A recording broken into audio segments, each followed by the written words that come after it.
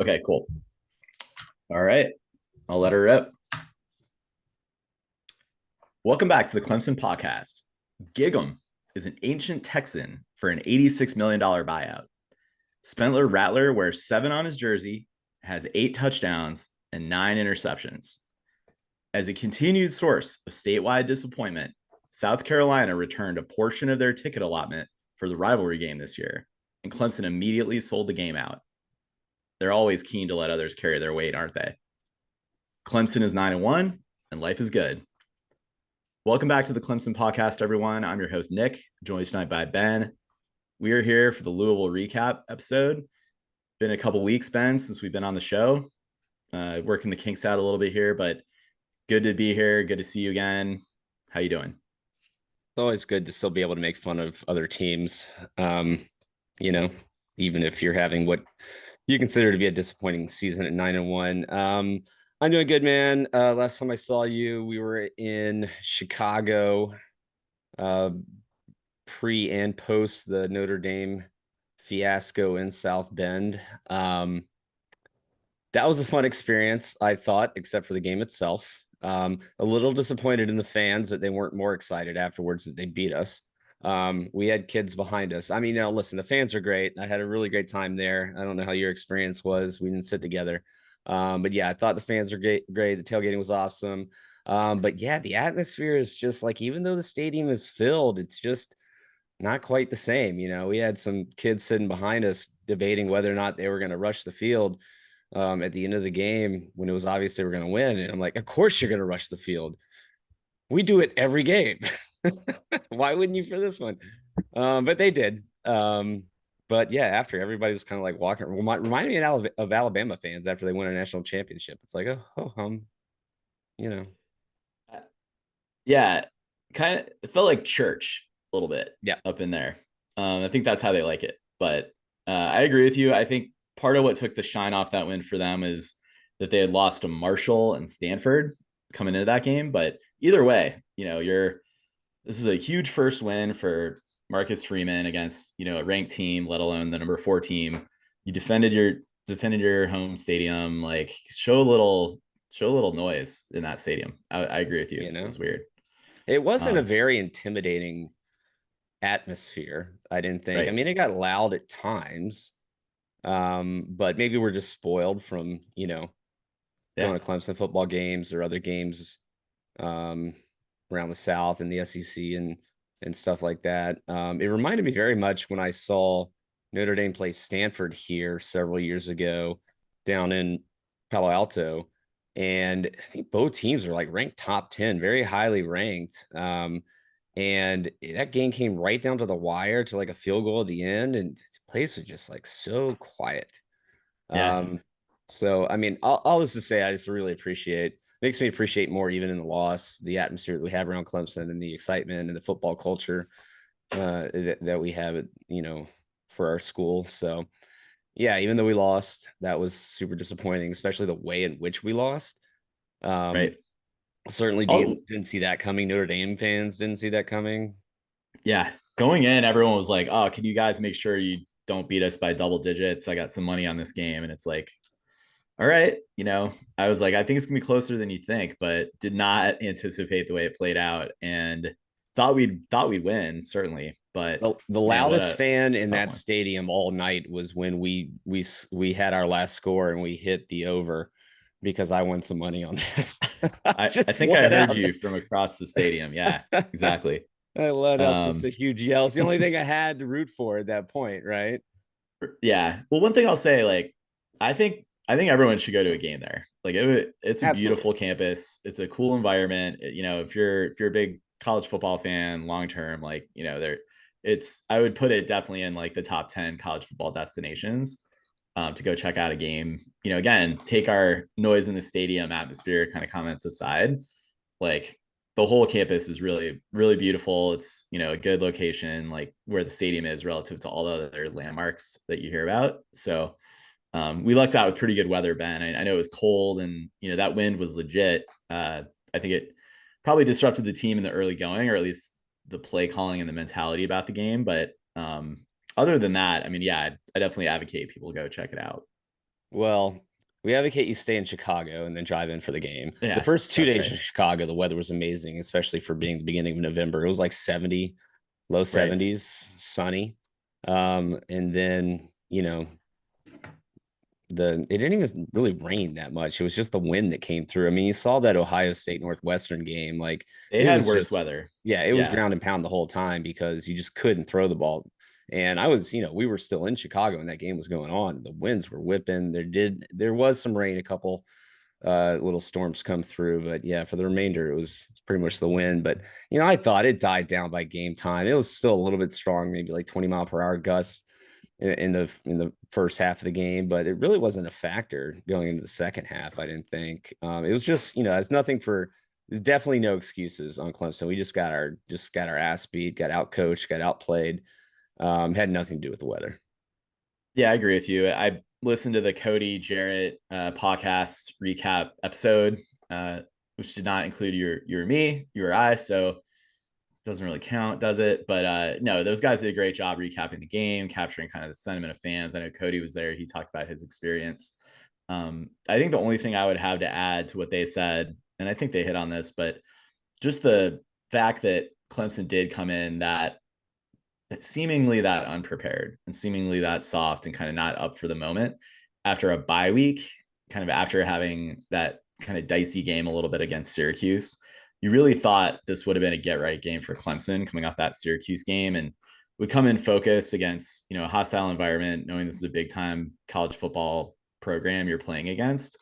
And to just have that kind of effort from the start, like, yes, the weather might have impacted a little bit the offensive game plan, but we're not here to recap that game too much, Ben. I just want to say, like, pretty disappointing overall from an effort standpoint and kind of what we saw.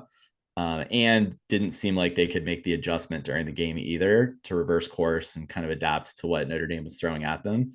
I don't, I mean, who would you say was the Notre Dame MVP of that game? It's not like they had one thing cooking against us that we just couldn't stop. I'd probably say their O line or, obviously their running game was amazing, but it's not, that seems to be the kind of thing that you can make some adjustments to and, fill your run gaps, that kind of thing. Um, but I don't know, just disappointing overall. Well, I mean, touchdown Jesus is always your MVP. But yeah, there wasn't any one thing. They just, all across the board, they whooped our butt. And yeah, completely disappointing with 2 weeks of prep. And that all goes on the coaching in my mind. And, I've got some things to talk about in this game that I think goes squarely on the coaching Right. against Louisville. That is. But yeah, I don't know. I'll probably go back, but Let's only see how when this I season know. ends Only and only then you when I know rewatch we're it. gonna kick their ass because yeah, it was nice. It was a great campus, but we did have to go to Indiana. Yeah, that the Cody touched on it. The drive there and back was brutal. Yeah. So anyway, there's other parts of the state that are a lot nicer, but that was not, we were not in those parts. So um anyway, let's move it on to Louisville then. Clemson bounced back with a victory, came back home, 3 games in a row here at Death Valley. Sight for sore eyes, seeing the team run down the hill. I love personally the purple and orange combo. Um, Maybe an acquired taste for some. Clemson improves to 10-0 in that uniform combo, Ben. Combination, since Dabo kind of reformed the approach to the uniform, there's a system now. I think you know this. Purple, usually it's a purple out on Military Appreciation Day. You don't wear the orange breeches unless you're playing for a championship, be it a division, a state, a conference, or a natty. Um, Maybe a bowl game too. But other than that, just good to see the team, I think, come back and play with a bit more intensity in this game. I don't think you could say it was like 4 quarters of intensity. And certainly some mistakes, played out in this game. I think coming in, I was fearing Louisville. They've been really hot. Their offense has been clicking. Their defense has been forcing turnovers and takeaways. If I told you, Ben, Louisville forces 3 Clemson turnovers in this one, and really the offense does stagnate, I think you'd be a little spooked about the results of this game. The Clemson defense showed up. showed out against Louisville and contained them. But this game was never really a case where Louisville was threatening. And I don't know how much of that you could chalk up to the first half. Malik Cunningham seemed to be limited, with his non-throwing hand causing him some pain and some injury, potentially limiting how much he wanted to run with it or really get aggressive in throwing. But I don't know if you could entirely chalk that up to injury. They're not a particularly well-coached team, in my opinion, and what I've seen from them. They just seem really inconsistent.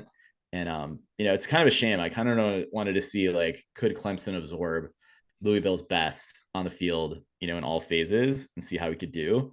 I thought this would be our lone remaining challenge in the regular season of a capable opponent.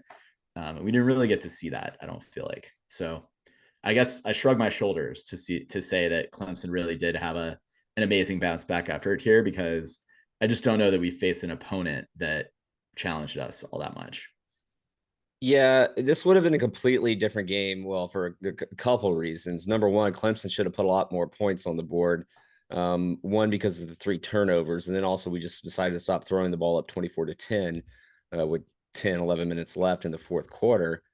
And then also Malik Cunningham's injury, I think, did have a big effect. Like, he couldn't run with his ball in the left hand. So, like, if you're the quarterback and you're running out to your left side, you don't want that ball in your right hand. It's unnatural to run that way when you're trying to go downfield.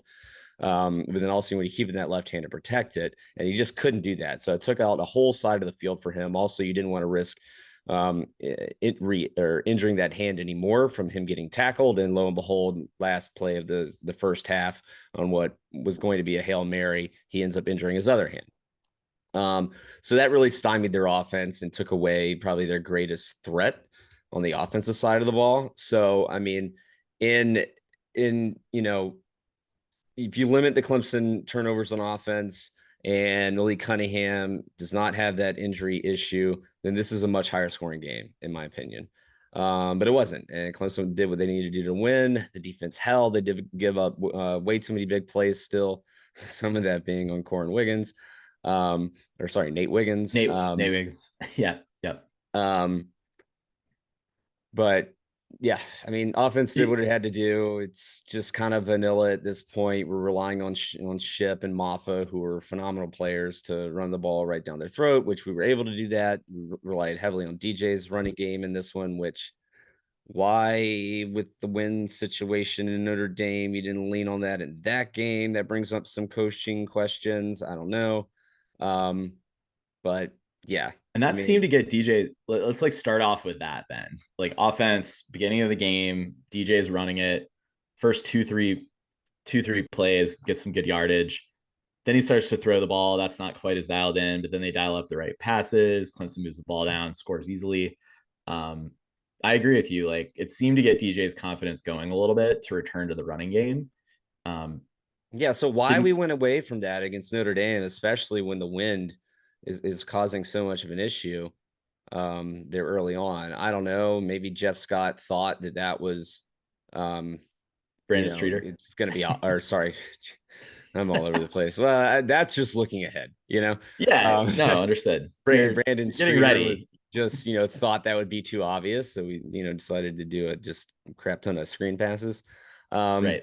I don't know. Who knows? A lot of questions marks there. I think for the most part of the season, we've been pretty happy with the way Brandon Streeter's called games, especially with, limited playmaking ability at the quarterback position, just with DJ and his limited ability to, go through multiple reads and check downs and stuff like that. And also the wide receivers not getting a ton of separation, still some offensive line issues. Although the offensive line has played a lot better as of late, especially in the run game. We need to give him credit for that. So, yeah, I don't know. It's crazy. And like, you notice every time we go up tempo, like, we actually do well, whether it's in a 2-minute drill or we start to give some momentum on offense. And DJ even said it himself in an interview after the game. He's like, yeah, it works really well when we go up tempo because it takes a lot of the thinking out of it. And like, yeah. Well, then let's do that. Right. Yeah. Duh. Yeah, for sure. Like, well, if it's not working with him going through his progressions and check downs, and like all the wide receivers aren't giving open, then just go to those quick short passes and just get some momentum going. Yeah, I don't know. Throw the ball to the tight ends. Damn it. Just throw the ball to the tight ends. We're not holding the playbook back. We should not, for any reason, at this point in the season. Well, there's a couple of narrative lines I want to like pull out here, pull the thread on in the offense when we cover this here. Couple things like you bring up the tempo piece. Very very good to have seen that in the game, and that did work out. We even saw it against Notre Dame. Like call it 2 minute drill, call it very end of the game. Clemson actually started to care about scoring touchdowns. When Dabo And yelled into his headset, "Why weren't we doing that all game?" for sure, like that. That's all you need to know, right? Why But didn't Dabo speak up earlier? good, very, very fair question. I heard coming into this game, Dabo was going to be a little bit more involved in the coaching and in the play calling. I think you saw that a little bit. There was that one play. Was it like the Philly special that they tried to throw it back across to DJ as a receiver? That one was a disaster a bit. I mean, Well, no, it worked. So yeah, McFadden got called for holding. exactly. Yeah, you could tell that they hadn't practiced it. Like the Dabo play calls are ones that kind of we haven't really fleshed out and practiced too much. I don't know. It That seemed was to like the work. McFadden telltale. just held the guy, and for once, ACC refs called a holding penalty. That one That's was fair. blatant. I mean, Turns out they know what the rule is with yeah, when holding. it's out there in the open field, like you Yeah, have to yeah, call that. Although there was a missed face mask on Clemson. I think it was Rook that they yep. completely missed in the Oh my backfield. gosh, that was absurd. Yeah. Yeah. Whatever. We're call it penance for the failed holding calls. But I mean, what I wanted to talk about with the tempo though, Ben, is the storyline is kind of not a storyline, but like a narrative. There's a tweet today from Matt Connolly from On3 Clemson, talking about like Clemson tipping its plays, tipping its play calls, and with the lack of tempo, you do give the defensive coaches and the defensive players, time to recognize the formation you're in, the alignment. And if Clemson simplified its offense, which we've heard about in the offseason from the coaching staff like Streeter and others, yeah, like you're giving them time to recognize and potentially set up and bite on those plays. Matt Connolly's tweet pointed out a play from Notre Dame. DJ hadn't even looked in the direction of Shipley. The corner from Notre Dame broke on Shipley because, you know, maybe they identified that play, or, I think in our group text, Ben, you identified like, looks like Bo Collins is going out there ready to block. Well, Yeah, why are like you? the cornerback was like 5-7 yards off the line. Like the ball had just hit DJ's hands. He hadn't even looked over yet. Ship was was running Rolling out. out that way. Yeah, he Yeah. was going out that way, but Bo Collins still on the line, hadn't taken a step yet, just gets into a blocking stance. Like you have to take steps downfield to keep that cornerback honest, maybe get him off the line a little bit. And this is a problem I have with all of our wide receivers. We try to block in place instead of drive guys away, you know? Yeah. And so if you're the cornerback and you're standing 5-7 yards off and Bo Collins immediately just goes into a blocking position, what the hell do you think is going to happen? Of course, they're throwing the ball to Shipley. He's the only guy over there. Yeah. So, yeah, maybe it's tipping the play calls, but in that one, the interesting part about that one is that like the tell was Bo blocking, Right. you know? For And sure. so Yeah. It's that not goes, alignment necessarily as much as it is like technique, I guess you could and call it. that goes to my issues with Tyler Grisham and the coaching of the wide receivers, and the same thing we've seen all year and the last 2 years. No, it's fair for sure. So that's the kind of thing where maybe you do decide to scheme around it. Like Clemson's not going to run tempo the whole game, right? But at least that gives the defense a little bit less time to kind of acknowledge what's going on, recognize, make their moves. We used to run Um, tempo all game. Chad Morris era, right? Yeah, and that's how you And it, win when you don't have a Deshaun Watson or a Trevor Lawrence, you know, mm-hmm. as Yeah, it you turned out. need to give yourself an advantage. And if your quarterback is out there saying that's his preference and you're committed to that quarterback, I think we need to mix it in a bit more. But even when Cade goes in, I mean, his 2 drives there to come back against Syracuse, 2 or 3 drives, whatever it was, like it was up tempo. The only Mm-hmm. difference, it was up tempo, and we ran him. He's Yeah, a better runner than DJ technically as well, with his elusiveness and speed. DJ's more of a yeah. downhill, just going to run guys over. I think that elusiveness allows Cade to go break to the outside, Yeah, whereas DJ you find a little bit more like between the tackles runner. And if Cade can spread him out like that, like eventually that should open up just a lot more in the entire offense, or open up running lanes for Maffa and Shipley. So again, like I'm a little perplexed coming out of this game, Ben. keeping it on the quarterback here about like what really was the purpose or game plan around subbing Klubnik in there. If all he's going to do is hand it off and break it for one first down, that was nice. But ultimately, they weren't really trying to build up his skill and get him involved in a standard passing down, call passing plays just for him and his skill set and build up his confidence. Like he essentially went in just for that one series, right? And didn't really get a passing play called. No, well, that was also cut short by Shipley's fumble. So there's that. True But enough. yeah, they probably would just ran it the whole time. I mean, again, Right. after like up It was 24-10 working. with like 10 minutes left, there was no Yeah. passes, I don't think, the rest of the game. Right. Yeah, that's fair. And you probably don't want to put Klubnik in a position to throw another pick. I don't know. We've It's seen an it. interesting kind of situation with them. I mean, overall, like, how do you feel like DJ played in this game? I thought he played well. I thought he threw some really nice passes. And I thought he worked within the offensive scheme. He worked within the things that are within his control. Yeah, he had that one fumble, which was ugly. But he did well in the running game. Yeah, again, thought he threw some nice passes. There was one drop, I think, in Ngata over the middle on like a third down that could have kept the drive going that I thought Yeah, was put it's into like a a pretty, tight window, it was but a still, tight I thought, window, but it was right there. That was a catchable yeah, ball. And I will say, like, I think Ngata has improved more than we can tell. Um, I really do. yeah, From the plays that I've seen from him throughout the season, the drops have really gone down. He's been getting more open. He's been making some more plays. He just he hasn't stayed had on the the volume. field. Yeah, Let's and he start with just hasn't that. had the Like, volume of opportunities. yeah, But I think, he's outside of Antonio Williams. He's our best wide receiver on the team right now. Antonio Williams, I think, in my mind, has surpassed everyone in his short career here at Clemson. And lo and behold, it's a guy who has come in and is absolutely ready to play day one. Whereas any wide receiver on this team in the past several years that needs to be developed doesn't seem to develop. well, it seems like, I mean, he played the boundary in this game, right? Like, essentially swapping out for Bo Collins, who was out with an injury. They had Brandon Spector in there starting in the Yep. slot, and Williams held his own, 10 catches, 83 yards, one touchdown.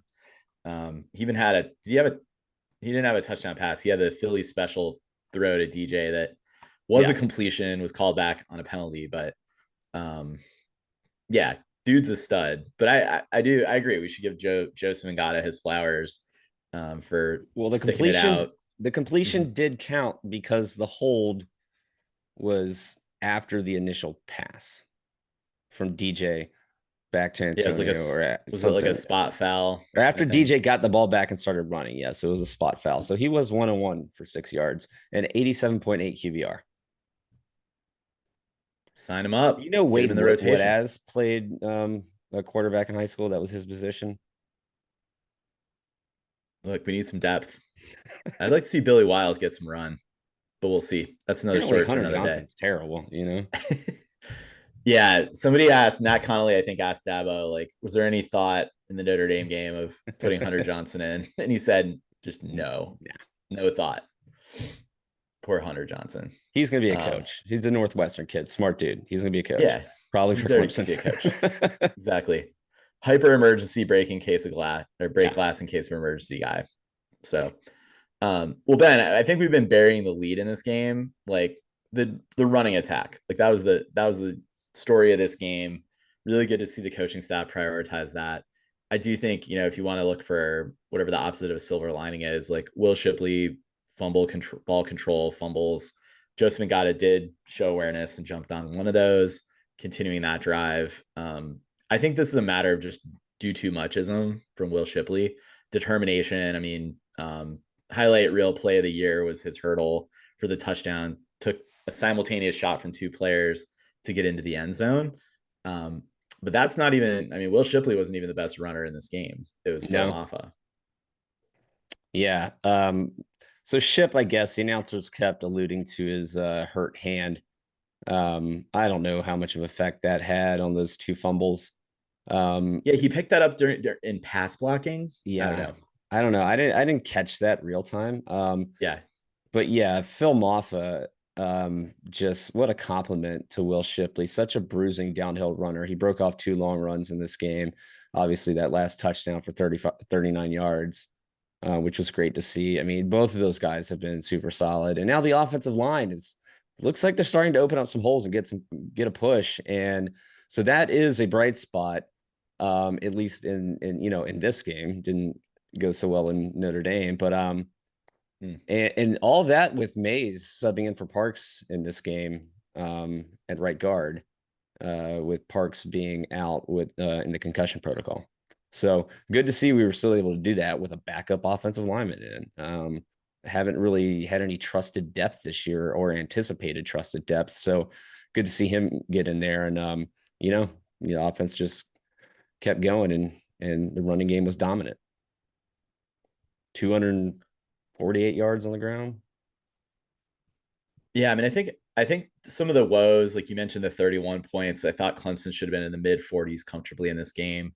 Obviously, 3 turnovers going to stall some drives for you, and you could definitely argue at least 2 of those would have resulted in points for the most part. So that's a little disappointing. I think for me, like I didn't do too much sort of reconnaissance work against Louisville defense in this game coming in, but they gave that Wake Forest high-powered offense fits a week earlier and continued their ways of turning teams over against us. But ultimately, I thought the offensive line did a pretty good job keeping DJ upright in this one. I mean, they had 2 sacks. They did have some tackles for loss though, Ben. Like they were getting into the backfield. I think part of that was due to some of the play calling and a lot of screens, a lot of plays where our offensive players found themselves starting behind the line, couldn't get upfield from there. So 8 TFLs for Louisville is quite a lot, when they only had the 2 sacks overall.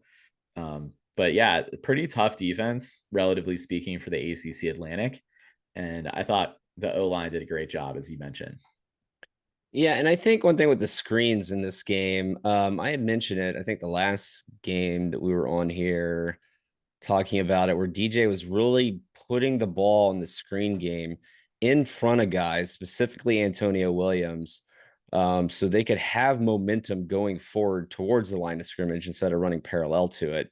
And then guys, getting blown up into the backfield, trying to block for him. And this game, it seemed a lot more side to side still. So did Notre Dame. Yeah, I mean, again, wide receiver blocking continues to be an issue. Like I said earlier, like we're just kind of trying to stand around and block in place and not actually trying to move guys or drive guys down the field. Because if you give these guys a little bit push forward, and get them back away from the line of scrimmage a little bit between Will Shipley and Antonio Williams, like you put those guys in space, they're gonna make plays and they're gonna make people miss. But when you're allowing them to swarm behind the line of scrimmage, it's dead in the water. Yeah, I mean, I do think this Clemson offense, did stall at times. I think because of that, like for the most part, failed plays, not really willing to push the ball downfield too much. A couple of drops in this game. The turnovers really happened on pretty extended series in this one. But again, like against the competition, like fairly good game overall for the offense. I don't know, Ben. Like, I don't know how much confidence this gives me moving forward against like a Miami and South Carolina that we're going to dominate those teams. Like, and I think it's less about the skill and more about like the will of the coaches. And are they going to be willing to just put the boot on the throat of a Mario Cristobal Miami team or a Shane Beamer South Carolina team? Like, we just haven't seen the coaching staff call a game where it is like, let's just string together like 4 or 5 scoring series in a row, with the play calling or with finding the wrinkles that work, taking advantage of what the defense is giving you. And I think we'll talk in a little bit about where we see Clemson's ceiling for this season. I think Clemson does need some style points right now. Like if you are a team that wants to make it back into the playoff, we can debate whether you and I want to see Clemson in a playoff game at this point against the competition. But I mean, yeah, that's the joke. Of course, I want to see Clemson in the playoff. Of course, I think we'll get our ass kicked if we make the playoff. But I'd rather do that than get our ass kicked in the Orange Bowl against Alabama, And just for the experience of these guys and be able to say you made the playoff, like it's okay. Yeah. Everybody, half the teams get their butt kicked in the first round of the playoff year in, year out. And you know what? If we're one of those teams, this team is still going to grow Well, from it. And who knows? Maybe we put we together a said, game. yeah, we You sat know, here going into going into the Sugar Bowl against Ohio State. We're like, oh, they don't belong. They played 5 games against, Columbus School of the Deaf, and, came in and kicked our ass with the right game plan. And they had the talent. Clemson certainly has the talent.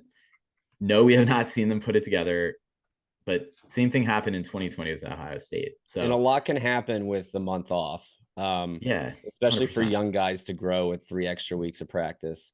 Yeah. I still don't see a world in which we win a playoff game right now. I just don't think we've got it all Yeah. together, specifically on the offensive side of the ball. I don't think we're good enough. But But can we chaos is pull it? starting to break our way, Ben. Like It Oregon is. losses, like we'll get into what's going on in the national picture, but all that said, like you want that outcome. Clemson needs to show that committee and show the nation, like, oh yeah, they are starting to figure this out. They can string things together. They can score in the 40s and 50s if needed, and really contain way worse offense like Miami and South Carolina to single digit points. Like put it all together, see the talent come to fruition. You're not getting in the playoff if you don't win definitively at this point of the year, but there's definitely a path, if Clemson can do that. It's gonna be a Yeah. lot of losses on the schedule for the teams ahead of them. And I'm not really sure what to make of Miami, honestly. At this point, it's been kind of a roller coaster year for them. Right. But South Carolina, we're going to run for 400 yards, pretty sure. Yeah. That's gonna be fun. Yeah, it's Um, gonna be like 150 for Ship, 150 for Maffa. What's that? 350 for DJ, 25 for DJ, 75 for Kobe Pace. Let's do that. sounds good. I like it. Um, let's actually transition real quick to special teams, Ben. Aiden Swanson in this one, kind of an up and down game for him in punting. We had 5 punts on the day plus the 3 turnovers. Pretty disappointing. There were moments with stall drive, that kind of thing. Aiden Swanson, though, for my money, he outside of the block at Notre Dame, I don't know how much you put on him versus, the coverage team and the protection.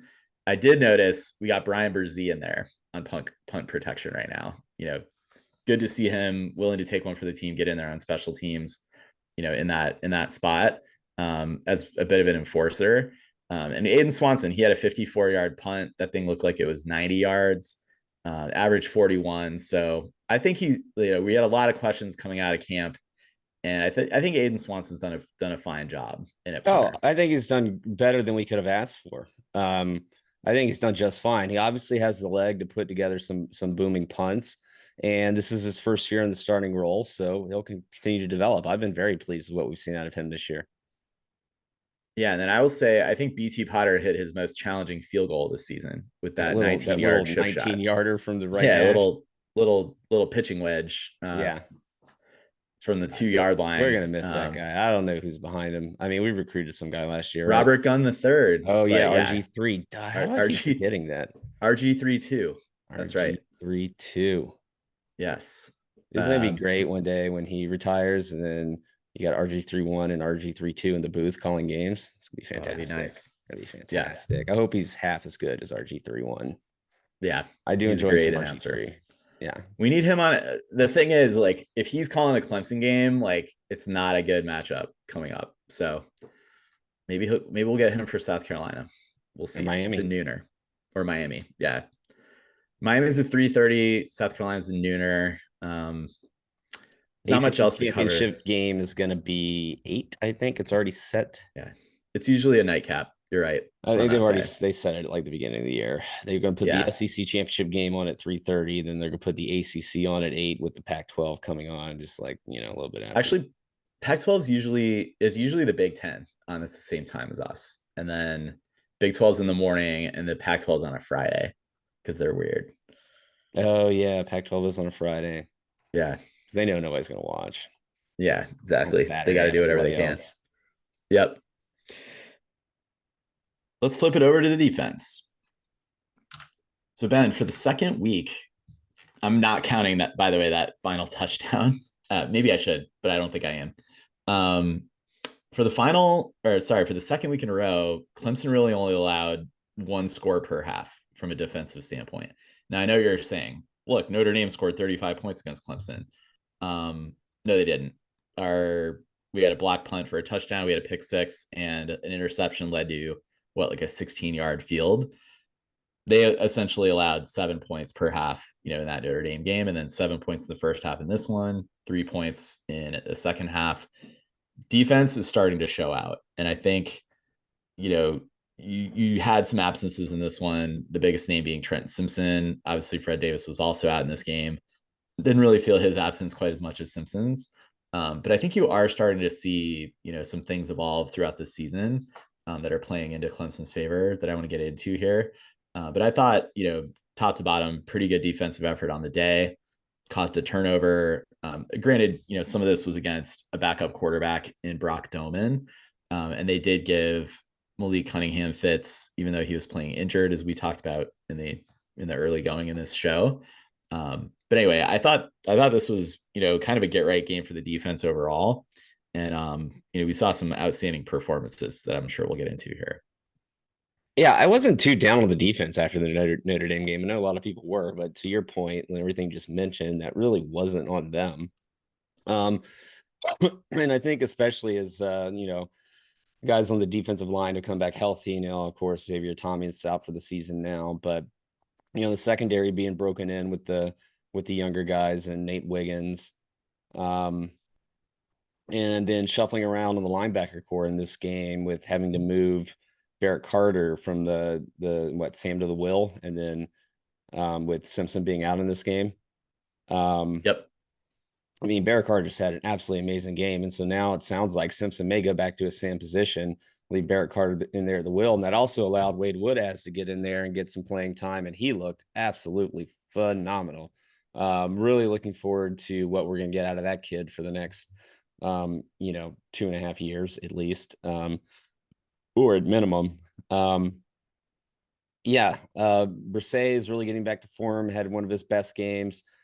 Tyler Davis and Rue continue to be the same dominant forces they've been all year.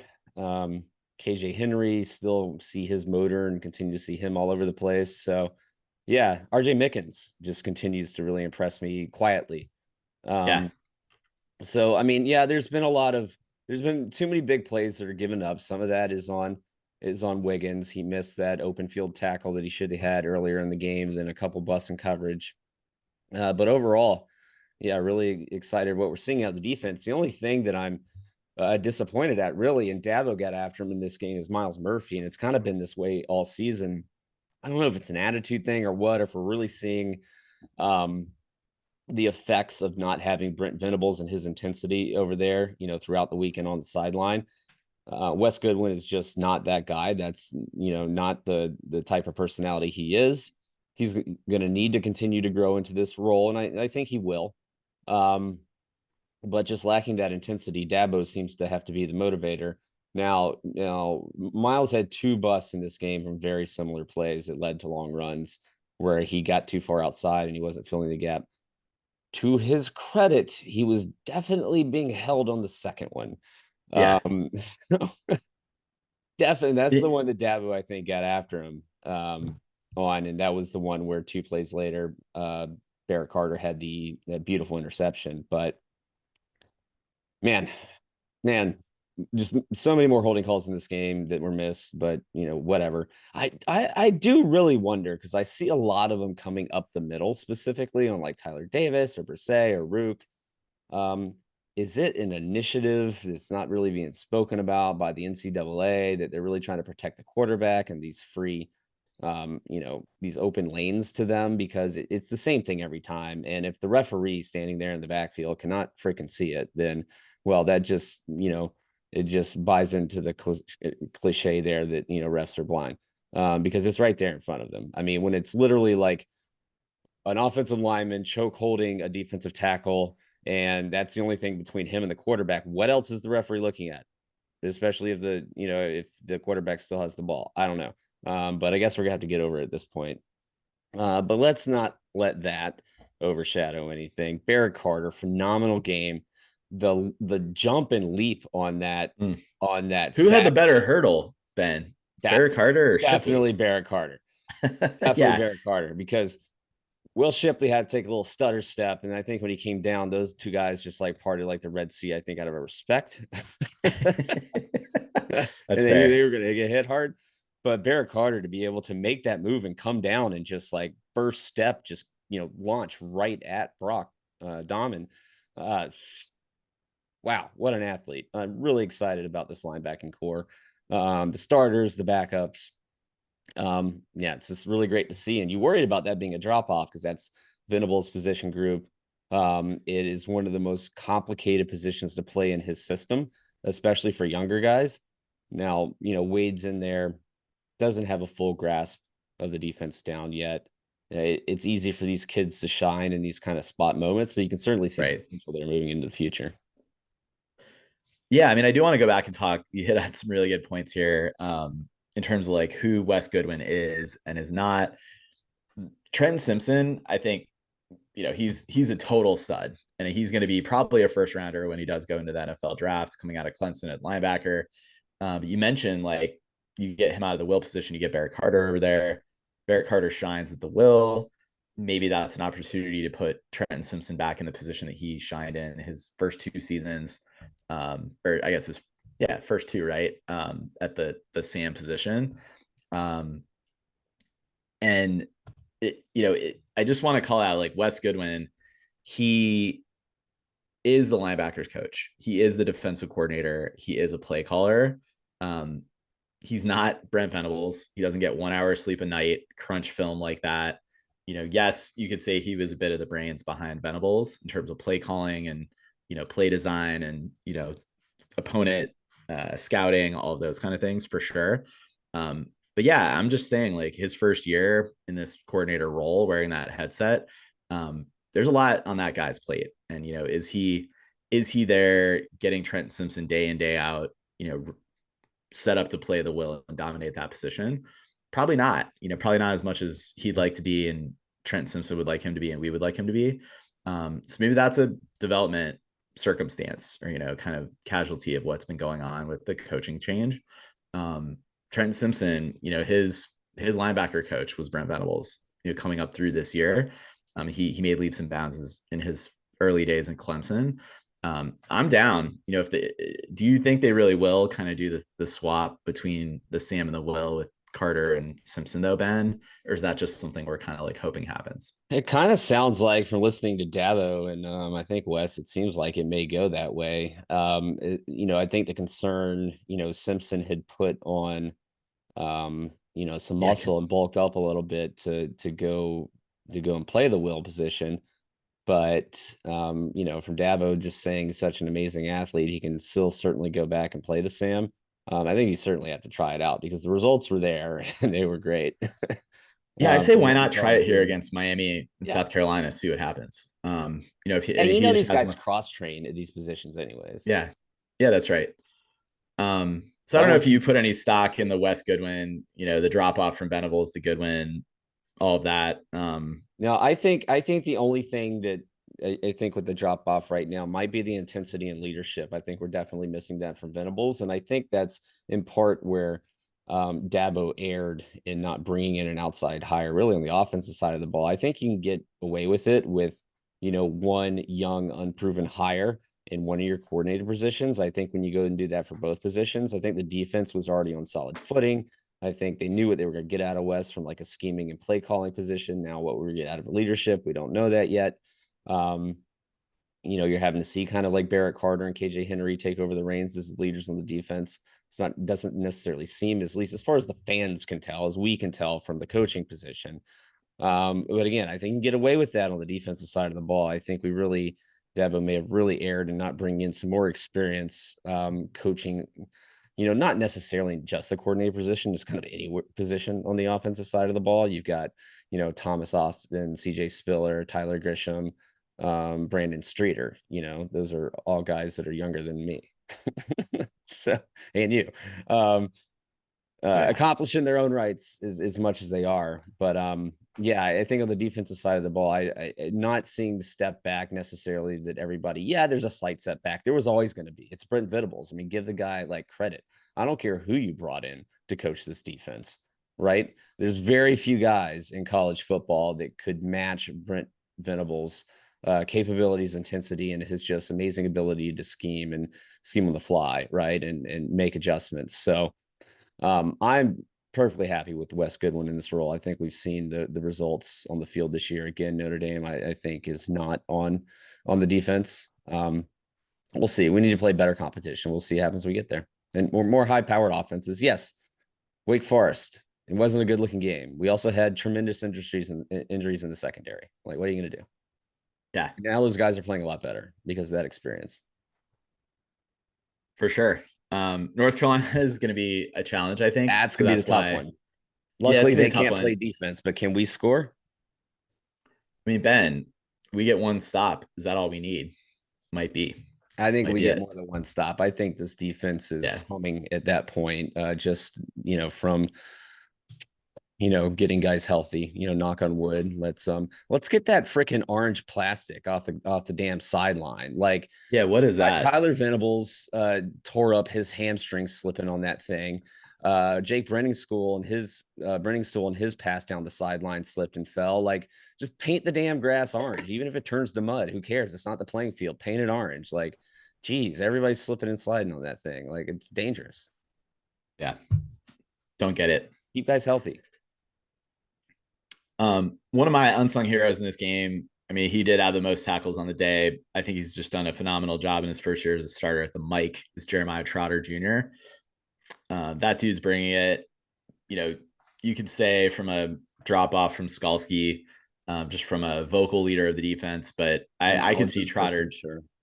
Yeah, I could see Trotter like stepping into that role pretty soon here. Really 12 good tackles, 7 solo. Yeah, That'll stop a run game. absolutely. And look, like Louisville did get theirs on the ground in this game somewhat. I mean, they averaged 5 yards a carry, 150 yards on the ground. Jawar Jordan, their solid back, like did have a good game. I mean, Ben, I want to call out like Brock Doman from Louisville. I was like, oh, we're gonna get fresh meat here coming in. Malik Cunningham's backup, but I thought that guy did a pretty good job hanging in there. Yeah, I didn't think he was that bad at all. Yeah. So anyway, like they were not a lackluster, terrible offense in the second half. I thought Clemson did a good job keeping them contained, really only letting them put the 9 points on the board in the second half with Doman. But they were kind of matriculating the ball down the field a fair amount, and Doman seemed like a pretty tough kid. Yeah, it's still the big plays. It's some missed tackles here and there. It's some bust in coverage. But yeah, overall, I'm still super confident about, with this defense. Miami's going to have a hard time putting up points. South Carolina is going to have a very hard time putting up points. 7, 8, Yeah. 9, Rattler. Yeah, it might end up like Not worried. 7, More like 8, a garter snake. 7, 8. That's great. Yeah. I'm not even finished my joke. Yours was so much better. It really is that North Carolina game, and it is interesting. Like you mentioned, Murphy didn't start this game. We need Murph. Like, gotta have Murph. Gotta have him for someone like, North Carolina's quarterback, whose name I'm spacing on at the moment. It's May. Yeah, Max yeah. May. No, Blake May. Blake May. We're terrible. We gotta pause it. What is Drake May? Is it Drake May? Drake May. There's no pausing. There's no pausing in this podcast. In video. That's right. Drake May. Like, we gotta have Murphy. He's our best defensive end. He's our best pass rusher. Like, it's gotta happen. But it's nice to have Justin Maskell, who can come in there and start a game for you. Yep. I was like, let's try Brzee on the end, see what happens. Did he play end in high school?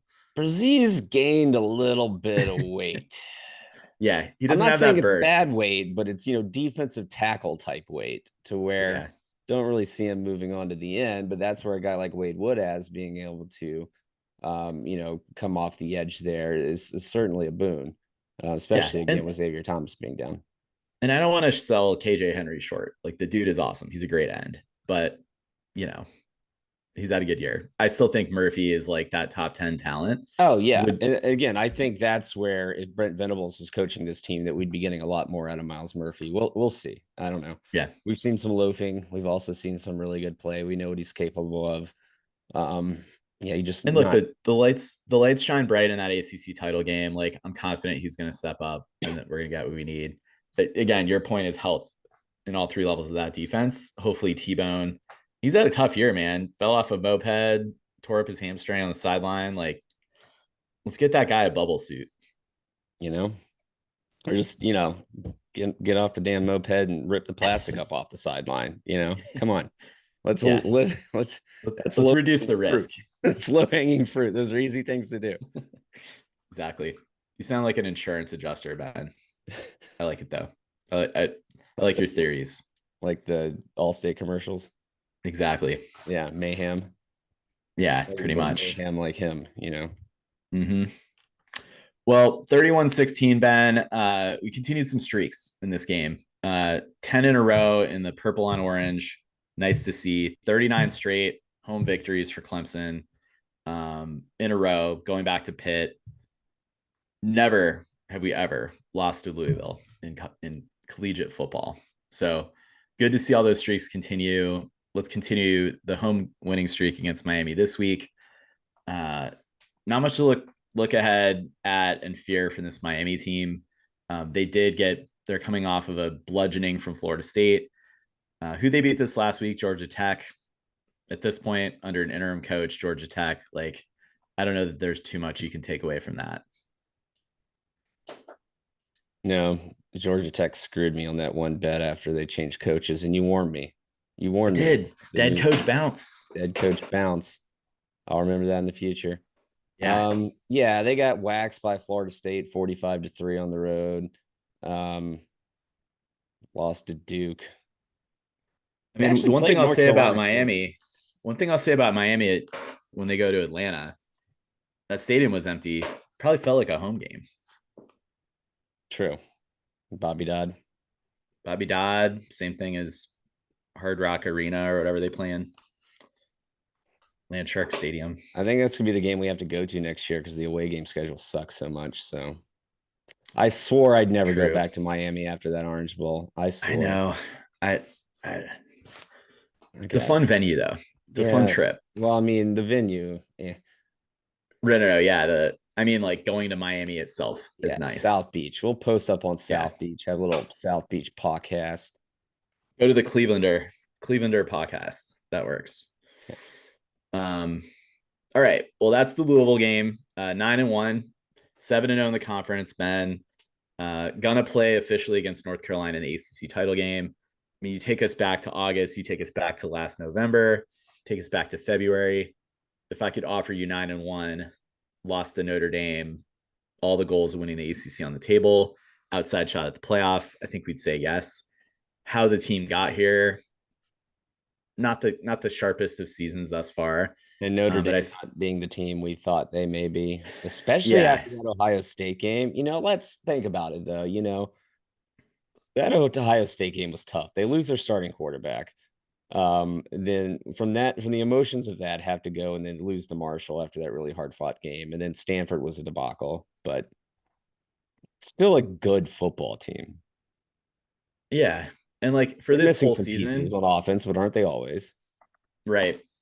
No, and Marshall, Stanford, they're coming off losing their quarterback. I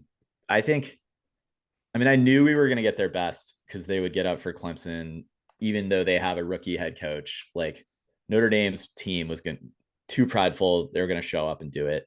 Brian Kelly did not leave the cupboards bare. Like, I just think I can't explain the Marshall and the Stanford losses from them, to be honest, but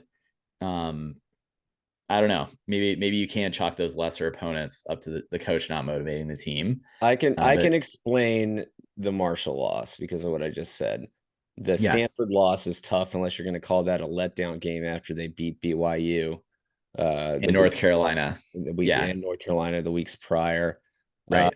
And then Navy game was close last week, 35-32. They won. They didn't score anything. That was a case. Yeah, I didn't really watch that. I was kind of keeping one eye on it. And that was a case where they just completely turtled. Like Yeah. they did not try to score a single point in the second half, and they did not. So certainly look closer on the scoreboard than I think it was. But yeah, I mean they're an up and down team for the Yeah. most part. They're definitely a disappointment.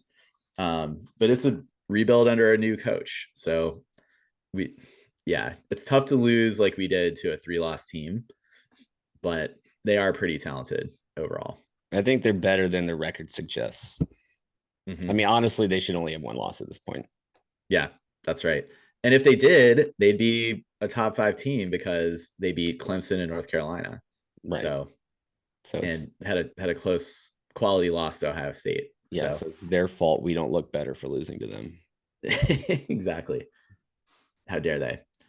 But no, I mean, at this point, Ben, like we didn't know in this season if we get DJ Jekyll or Mr. Five. You know, I think we're pretty happy thus far with how this season's turned out. And again, if Clemson does not sneak its way into the playoff, I don't think that's a failure of a season. I think if we lose the ACC championship game or lose one other time, then you could start to talk about this being something that, is not meeting the standard that this team has set for itself. But I don't know that we're there yet. I don't know that I see a loss on the schedule. North Carolina will be challenging though. Like I do think we have the talent. We really should beat them. Do I think that we will?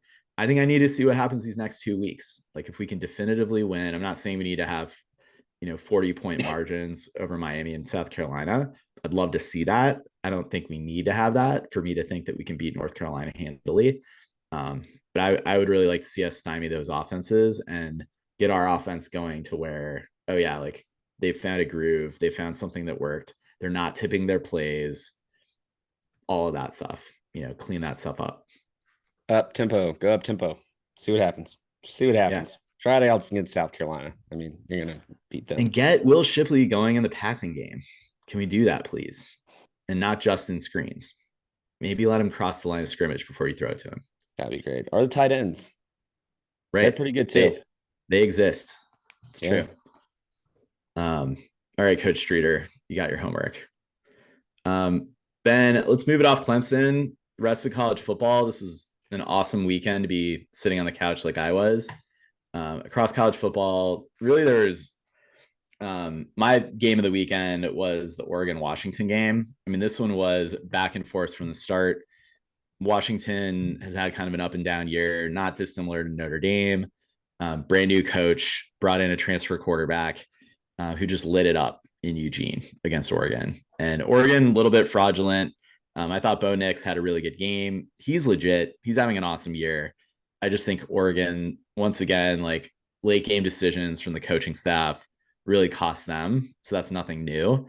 I don't really think that they were kind of playoff caliber, playoff worthy. Their defense gave up a shit ton of points as they did against Georgia. So I don't think they would fare really that well against Georgia again or against Ohio State or against definitely not Tennessee. So we got them up out of there. Washington already has 2 losses. They're probably done. In the Pac-12, that really, and UCLA lost to Arizona. That really only leaves USC remaining. And I think they play Notre Dame, who can beat them. They play UCLA, who can beat them.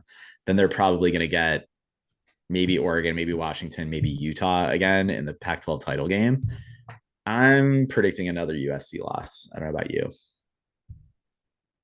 Are you done talking about the Pac-12? Sure. Yeah. Somebody will lose. They always do in the Pac-12. That's just how that works. Oregon got it out of the way.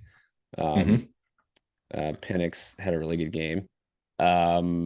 But yeah, I don't really pay attention to the Pac-12 until they get back into a playoff and actually come close to winning a game. But yeah, it is a much stronger conference from top to bottom this year with the reemergence of UCLA and USC.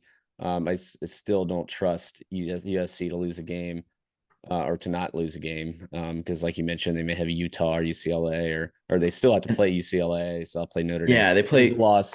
There's a loss on that schedule. So they lost their running back for the year. Like their stud running back's done. So that sucks. Well, I hate when loses because their star players down. That's right. Unfair. I think they'll probably lose for other reasons. call it Lincoln Riley syndrome, Yeah. but There you yeah. go. There you go. But Um, yeah, no, my favorite thing of the week was uh geez, what's his name? The coach of Mississippi State. Mike Uh Leach yeah, Mike Leach's halftime taking down the interview. wide receiver chairs. No. His halftime interview heading into halftime at the Georgia game. It was great. I missed it. What do you Just more say? Mike Leach moments. Go back and look it up. All right, I'll check it out. He's Yeah, the great. dude's crazy. Yeah. I wish he was like my father-in-law, you know. It'd be Right. not my real Never dad. know. Not my dad though. I'd be too that'd be embarrassing. But father-in-law, that's perfect. Yeah, just keep the quotes handy. Yeah. TCU Texas, I kind of had that game on as our game was going. And as the Washington Oregon game, obviously it was a little bit later, so Oregon Washington was on. 3-0 at halftime, like super defensive battle. Gary Patterson is now the Texas defensive coordinator. Like he's involved in the defense there. Um, so you would have thought he would have had TCU's number somewhat, but no, like TCU in the second half really brought it. And their Texas has way more talent. Quinn Ewers, I think, was really lackluster in this game. That dude's been up and down all year. So I don't know. TCU, like this is the first time I thought, not just because they got past probably their hardest hurdle in Texas, but what they showed on the field, like I think they could run the table. Um, Yeah, I mean, there's absolutely. They got at Baylor, home against Iowa State, and those are their last two regular season games. And then they'll have probably a K-State in the title yeah, game. it looks like K-State right now. It could be an Okie State. Let's see. Right. Who does Kansas State still have to play? They have to play at West Virginia and then at home against Kansas. Kansas is not what they were when earlier in the season after they lost their quarterback. So yeah, it's looking like a strong K-State possibility, which they beat them at home 38-28, but let's see what happens on a neutral field. Yeah. In a rematch. Those are tough. Yeah. Although I will say the Pac-12 is the Big 12 is also, I think, better this Yeah. year. We're seeing again, I think there's just some more parity around college football right now. Call it from the NIL, call it from the transfer portal, whatever you will, and how despite how much First both of year those things, coaches yeah, but also. despite how much both of those things have been bungled by the NCAA, like we still thought that could eventually lead to more parity throughout college football. And I think it's a great thing for the sport. Right. I think Texas is definitely better than their record would suggest, just because Ewers did go down earlier in the season. But yeah, TCU has a clear shot. It's really the destiny is in their hands for the playoffs right now. So, but Yeah. they could run into K-State in a Big 12 championship game and knock them out. So lo and behold, Clemson fans, we're still in this. We're still in this. We're rooting for TCU to lose, just so everyone's clear. Like we Yeah, need them and out. then we're gonna go get our butts kicked by Georgia in the first round of the playoffs. In Atlanta, though. Or Ohio State. Oh, in Save on Atlanta, travel great. budget. Great. Yeah. Great. It'll be all Still right. lose. Don't pay a lot of money to go see it, Exactly. Yeah. That's right. Just as long as we don't have to play in New Orleans, I think we're gonna be all right. Yeah. We just don't want to play there. No. Other matchups like Alabama barely beat Ole Miss, should have lost. That's like their third game of the season that they should have lost. They've already lost two. Bama should basically be 5-5 at this point. That's fine. Like whatever. Get Ole Miss out of there. I think everyone knows Bama's not it. We should probably jump them in the college football playoff rankings tomorrow night. Then we're recording this on a Monday, everybody. So yeah, I think Bama. I mean, I don't think we'd get killed by Bama if we play them in the Orange Bowl. I don't know about you. I think it'd be a good game. I think we win. Well, we can cross that bridge when we get to it. Fair enough. Any other matchups of note for you this weekend? This last weekend, I should say. Florida State's looking really good. Like they blew out Miami, they blew out Syracuse. That's turning out to be a good win. That's turning out to be a good win, especially as NC State keeps crapping to bed. Of course, Leary's out he's out for the season, right? Yes, he is. I think you have to take that into account for sure. Right. Right. Wake We'll get a Forest. pass for that part. Wake, on the other hand, not looking great.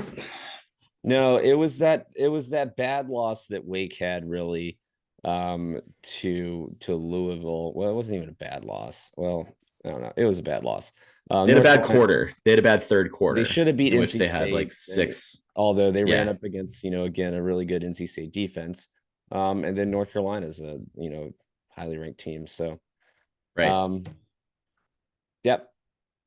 Yep. I don't know. We'll see how it all plays out. Right. Well, obviously, a lot of good football left. These are the days we want to cherish what is left in this waning weeks of college football for the season. Would love to see the Big Ten also implode on itself. Michigan losing to Illinois this weekend, that would do. And then they go on to beat Ohio State in the game. That'd be cool. So but we'll see. Let's look at Michigan looking ahead to Ohio State on the road against Ohio State. Right. Picking up a loss here against Illinois, though. I don't know. I find that Illinois just lost this past weekend. Illinois got a good defense. That's the only thing. So bet the under in this game. Well, there you go. Because Michigan doesn't have a great offense. Right. Over under is 43. That's already pretty low. Ooh, Alabama's pulling Austin, PA. Austin, PA. Austin, P. Austin, PA. P. Just P. Yeah, so not going to really pay attention to that one. Georgia at Kentucky. Nope. Not going to happen. Not going to happen. Yeah. Yeah, there's really not too many matchups of intrigue this week. Of course, that's when Blood Week happens, right? Take Tennessee minus 21.5 over South Carolina. They need to put up style points for the college football playoff if they have a chance. South Carolina is not good, and Tennessee can score points. Tennessee minus 21.5. That's your lock of the week. I agree. It might rain. Doesn't matter. USC UCLA this weekend. I mean, that's really the game the Clemson fans need to be watching. Yeah, we got to get USC up out of there. Yep. And that is at UCLA. Not that really makes much of a difference because they're both in the same city and neither team's fans there give a crap about college football. So no, stadium's going to be empty. Yeah, they'll all be at the beach, but good for them. They should be. Exactly. All right, Ben. Well, it's good to get back on here, talk through this stuff. I'm enjoying college football season. I sat on the couch all day Saturday. It was wonderful, especially a week removed from going to South Bend and freezing my keister off. So good times. Jarrett was at the game. We should shout him out. He was at the Louisville game, brought home the W. Congrats to him. I think he had a little too much fun in Clemson Saturday night, so he opted not to join us for the show to recap the game. That is all good. I think he's going to be there for Miami also, Ben. So nice. Jarrett's not allowed to miss a game until we lose. Yeah, and we're not allowed to go back, me, you, and Cody. That's right. Yeah, we can't go to a game. All right, we're sending Jared to every game for the rest of the season. Yeah, we need to GoFundMe for that. Podcast contingent representative, president of Northern California Clemson Club. That was the problem. He got press passes or whatever. No, he just got like an alumni suite pass, which sweet pass. Yeah. Well, if we knew it was that easy, we wouldn't have started the Stand podcast because we've yet to get a press pass. We also haven't tried. All you got to be is the president of a 17-member Clemson club in California. Then you're fine. Yeah. And they let you anywhere you want to go. Yeah. Amazing. Well, I got nothing to add beyond that, but thank you for everyone for tuning in. You can find us on your favorite podcasting app or the Clemson podcast. We're also on social media, twitter.com/Clemson podcast. We're also on Facebook. We post our shows, engage with our fans over there and our listeners and people that want to talk shit. We engage with everybody. We are also on YouTube, youtube.com/Clemson podcast. If you prefer to watch us talk these words into existence, you can do that over at YouTube. Cody does a great job cutting up the video, getting that live 3 to 4 days after we record. We appreciate you, Cody. Good job. Thanks for doing that. So yeah, check us out. We're all over the place. We will be coming back at you live not live, but we'll be coming back at you after the Miami game to recap that game. Look ahead to the South Carolina matchup. That game will be in Clemson also. Should be a butt kicking.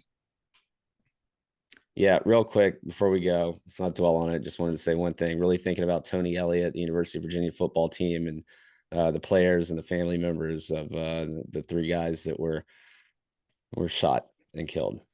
Tragic situation, tough for Tony, but that team has a good man in charge to help lead them through that.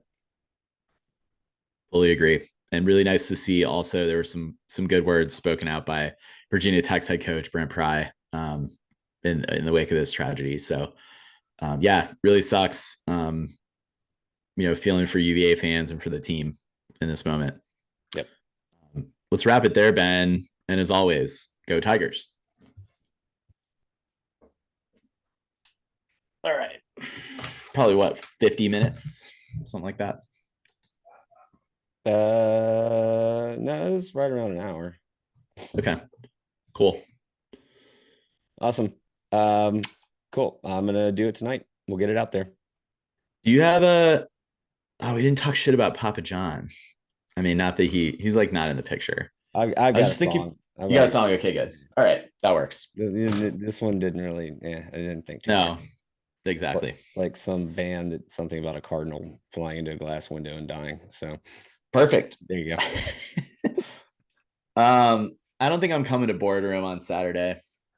Okay, well, we'll be there. I didn't make the last game, dude. I got hammered Friday night because I just had a really bad, rough week. Well, not a bad week at work, but just a lot of shit. Yeah. Presentation that I got through on Friday, and then found out like one of my favorite coworkers was leaving, and then I just getting hammered. Then, yeah. I just watched it from my girlfriend's couch. All good. Yeah. We should watch the South Carolina game though. Oh yeah, absolutely. So figure that out. Cool. All right, man. Thanks a lot. See ya. Later. Bye.